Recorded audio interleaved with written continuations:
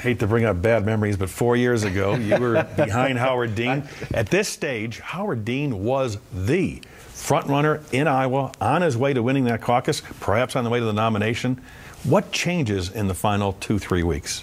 Well, that campaign was unique because there were a lot of negative ads in the last 6 or 8 weeks of that campaign that targeted Howard Dean, which you're not seeing right now. The other thing I think that does happen is people start to focus really hard on who can win. And it's interesting, if you look at the recent polling from the New York Times, about 3 or 4 weeks ago, there was a 20-point advantage on change and new direction over experience and strength. And now that advantage looks like it's only about 3 points. So the experience question is coming back into play. That's something that favors Hillary. Obviously, Oprah Winfrey came into play over the last weekend. That's something that favors Barack. And there's one other thing that favors him, not so much in Iowa as in the February 5th states. It used to be that Hillary Clinton had a 2-to-1 lead among African Americans. And in South Carolina today, Barack Obama has a 16-point lead among blacks.